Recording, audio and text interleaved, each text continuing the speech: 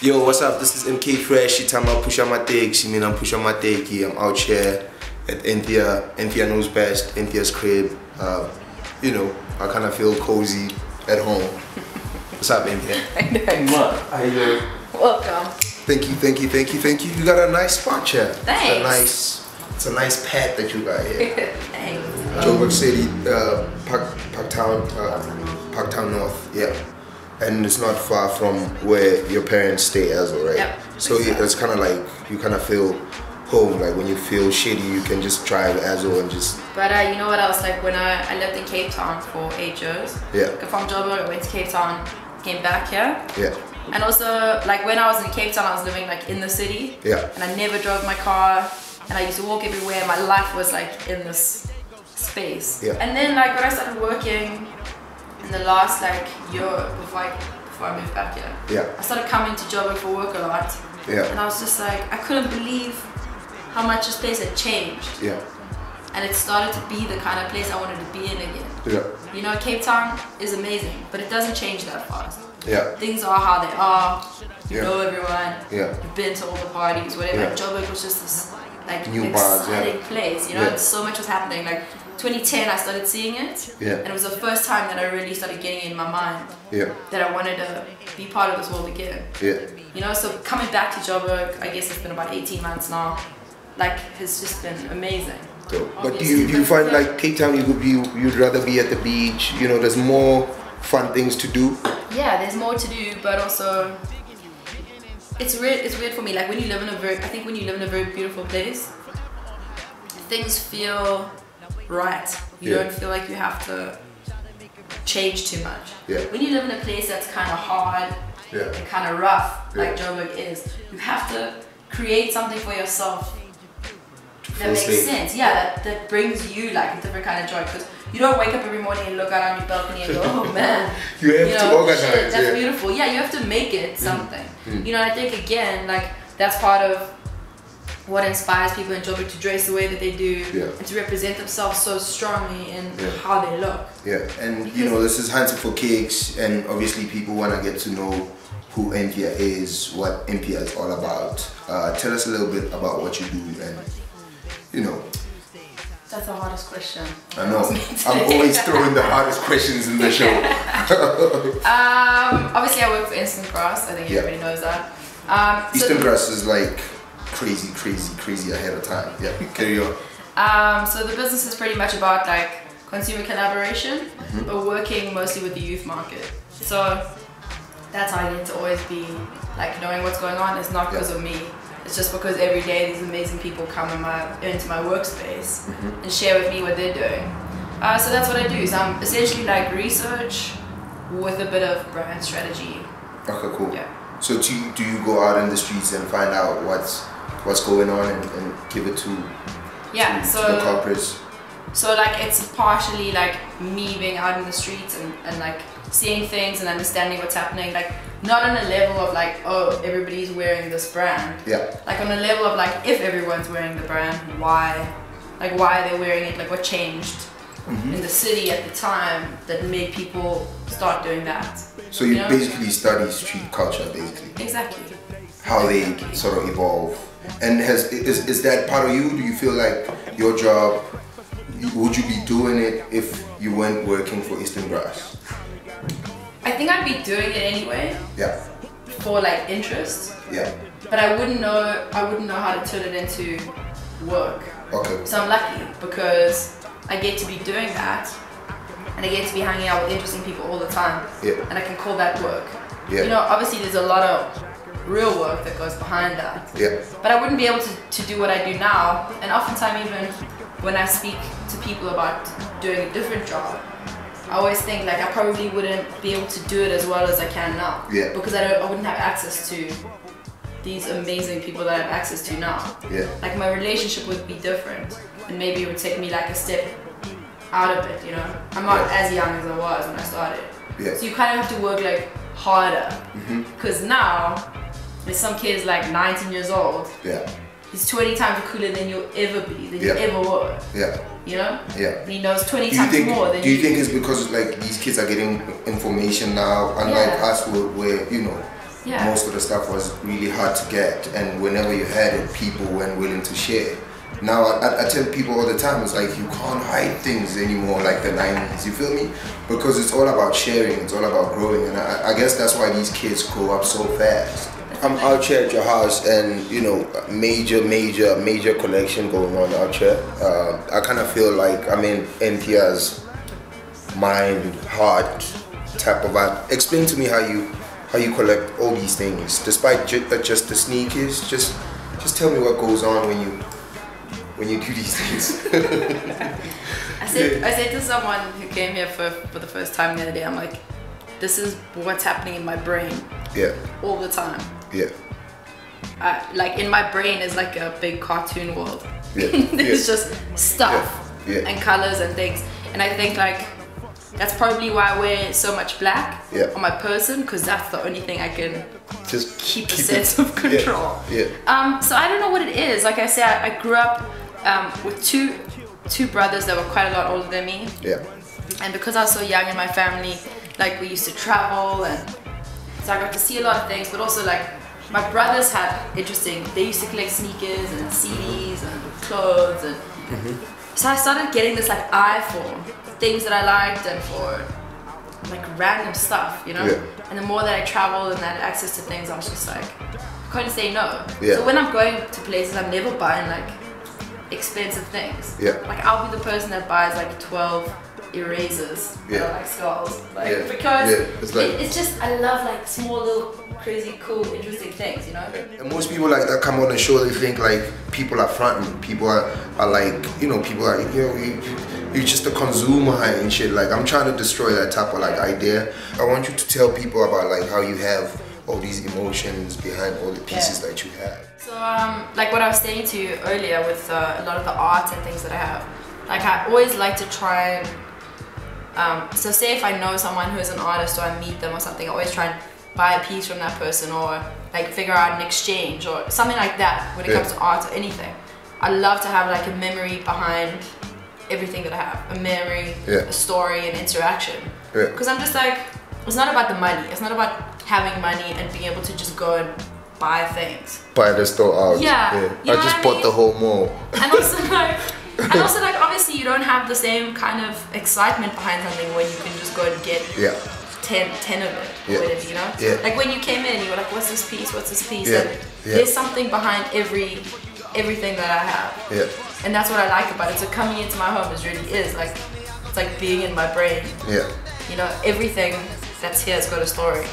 Nice. I mean, Hunting for Kicks inspired by collecting and inspired by pieces that people sort of collect in their cupboards, and mainly obviously it's for kicks. We want to talk about kicks, and tell me a little bit about why the kicks. I mean, most girls are on stilettos and, you know, like ladies' shoes and stuff like that. What made you, you know, take a left hand? I know I wasn't gonna raise the ladies part or the, you know, become like that, because I kind of feel like if you got the dope shoe, it doesn't matter whether you're female or male. So, but I'm gonna drop that one anyway.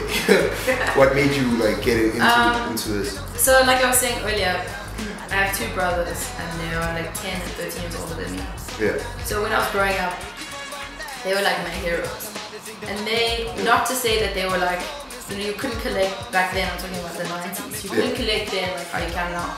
But I always remember like my dad used to go to the States for work. And my brother would be like sending with this list to get him like the newest Jordan. Even now that I think about it, I'm like, how did he even know? How did he even know? I should ask him. But I kind of like, I started learning things from them. Just started watching them.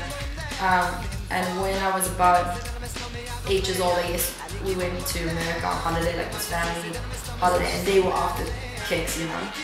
And like it wasn't like they didn't have money in those days, you know what I mean? So it was like it was a hard game to get what you're looking for.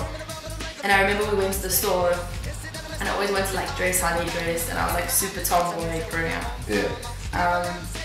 And I ended up getting this like Nike Air hoodie, and these like sneakers. Even now I don't know what to do with it, but I know they were like in the the Lakers colors, and it was like big strap at the front. Yeah, I've got an old photo of me like wearing this. Yeah. I think I saw you a couple of years back. Shelf life building up your picture with your family. I think that was really special for me. Is like how this thing goes far beyond just the cool now or what's trending right now. Yeah. It's just embodied in us. Tell us a little bit about what you have today in terms of your favorite cake. I have to just preface by saying that I wear a size 5. Okay, cool. So I really have to I can only get girls sneakers. That's so sad because like we were talking as well like a couple of I think weeks back that it's just funny how sizes for guys in SA start from size 6. So if you're a lady, you wear size 5. Most of the dope drops that drop in SA, you slightly sort of missed it, and I think Anthea is dealing with that problem right now. I was crying. Can we get these? What can I do? Like, how am I gonna get this? Tell me about the Yeezy when the Yeezy dropped, because I know you love the pair. I remember being there at the time I was in Cape Town and I was at Shelf Life and we were doing the whole thing, and everyone around me was buying them, and I was just like, I didn't know what to do. Like, I literally was like, if I put this on and I just get an insole and you just start like doing crazy things, but it doesn't make sense. You know what I mean? At the end of the day, I'm not the kind of person. I know there's a lot of guys out there that buy sneakers to keep them, to collect them. I'm not that person. I don't keep boxes. I'm just not like that. I have them to wear them because I love them. Obviously, I don't want them to get messed up, and I kind of try my best for that not to happen. But if it happens, it happens. It's a shoe. It's part of the memory. Part of the thing. Of why you have it. I can't keep a shoe in a box. I can't do that. So, the first shoe that I'm going to show you kind of has a bit to do with what I was saying about girls not being able to get what I want. Because this is actually a guy's shoe. So you forced this one, you were like, I'm taking this. Because the girls' one was purple. First of all, I never even saw it in the store. I don't even know if they had it. But anyway, I'm not really that. I think I remember seeing these when they dropped 2010. 2010, I think. So this is actually a size too big for me. It's the only shoe I've ever owned that's not their own size. But I was just like, I can't let this go. Like, those things you see online, you think they'll never come to the country. You think you'll never get it. And I saw it and I was like, forget it. Like, I'm getting the shoe. So this is an Aero tee. And for us it's hard because like when you on Hypebeast almost every day, Hypebeast, all these trendy blogs, it's heartbreaking when you can't get some of these things. But it's like getting easier with time. Like more now I see that like there's stuff that I think you would never get and you get it. You know what I mean? So it's like it's changing. If I think back to like 2009, even 2010, like that was like forgetting about it. That was like you only watch the blogs to just watch the pictures. You feel me? Exactly. So that's why I never thought I'd get this. So when I saw it, I was like, well, it's a lot of money to spend on something that isn't your size, but I still wear it and it's cool. So like I say, this is a royalty. It's like a collab, right? Yes. Now the reason I love this is this material is a Harris Tweed, right? So you can see like from the little label there. So Harris Tweed, I guess everyone probably knows, but Harris Tweed is like this kind of material that can only be made in a certain area in Scotland. There's even like a parliamentary act that like outlines the correct way for this to be made. So you can't. Why is that? You can't fake the. You can't. You can't fake how it's weaved. Oh, dope. Real Harris Tweed will only ever have this like original trademark on. And the trademark is so official. It feels like an inside tag of a T-shirt. It's just kind of like feels like a very serious. Like we're getting into a serious edition of a shoe. That's the thing, and it is. And the thing that I love so much is for me, like this Harris Tweed has always been like really old-fashioned, gentlemanly jackets, and like I never in my wildest dreams would think that someone would put this on a sneaker, or that a brand like this would want to be associated with a sneaker. You know what I mean? Like for me, the whole thing was just it was a collaboration that I couldn't even figure out. To this day, I love to know who this person was and who was doing this. Because for me, it's always like a case of like, if you know, you get these boring collabs where big brands are collaborating, and it's like, what's the point? What are you guys trying to do? You know, I always value, you know, big brands who are out there looking for talented people that do amazing stuff and go out there and sort of join hands. And I mean, I also like fabric collaborations where you know, these people were doing like this specific fabric for like 20 years, and you know, Nike coming in or Adidas or whatever brand and saying, yo man, can we use that fabric and put it on the shoe? But that's why I think this is cool. So kind of exactly what you're saying is like, for me, a lot of what Nike stands for is innovation in terms of doing something new. And so for me, like, to take two companies or two businesses that are old, that you know, that have both been doing their own types of innovation, and then say, oh, let's come together. You know, for me that's exciting also, because there's a lot of heritage in both brands. And there's a lot of stuff behind. There's a lot of old people. You know, who probably see this and they go, what? Wow. I see my mother go, what? What's going on here? How you can have Tweed on your sneakers? You know, they think you're crazy. So for them to see like part of their world coming in with part of your world, it's always a pleasure. You know, looking at the shoe, it's kind of like, you know, like that high-end meets streetwear meets high-end, the whole battle between, and that's, you know, that's kind of like how I view you. You know, you could be in a high-end environment and still fit in and still be with the kids and so on and still fit in. And how, you know, do you feel the shoe sort of describes? Yeah, I mean, I think that's actually kind of the perfect description.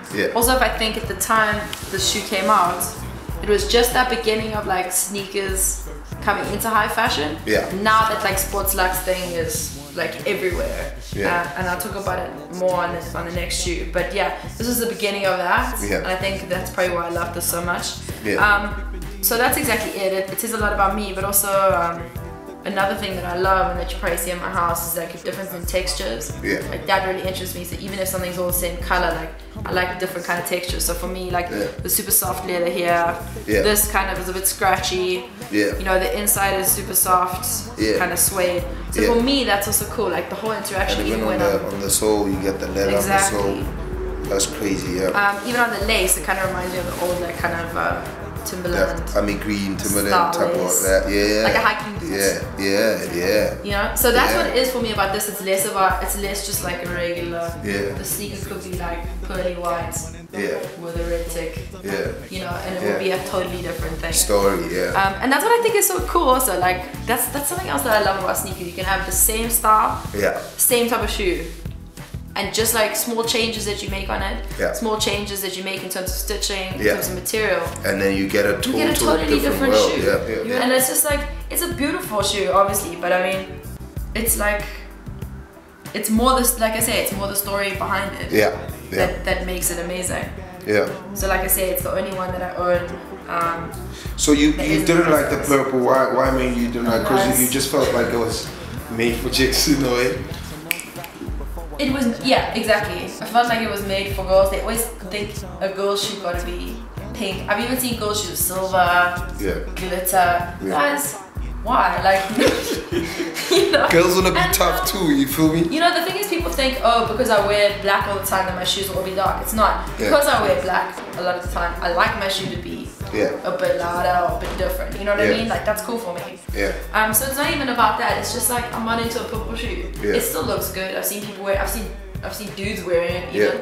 And it's cool. But it's not for me. Like this and this like color. And if you look into it, I mean, you can see there's loads of colors happening. It's like a combination of You've got colors. like the Nike embossed here on the side. That's crazy. The inside. It's seated on. It's like one fabric basically. Exactly. People who know me, they know I don't like open shoes, slip flops and stuff. I hate it. And people always say, don't you get hot in summer? I'm like, no, dude. I get hot when I wear open shoes. Your foot is like sweating. When I have like a sneaker on, I put a sock on, and nowadays, like every shoe that I have has got so much technology in it that you don't need an open shoe all the time. It's breezier. Because the other thing for me about sneakers, and this is actually the bottom line, is it's comfort for me. I wear sneakers every day because it's comfortable for me. Even when I wear like the wedge like this, it's still comfortable. Yeah. I can't, like, there's certain sneakers that I have that are not comfortable. Yeah. I can't wear them. Yeah. It irritates me halfway through the day. You know, you feel like you're straining. Like, that's what sneakers are for me as well. So comfort, as cheesy and old school as that sounds, comfort is still for me. It's key. It's key. Comfort is key, guys. Comfort is it.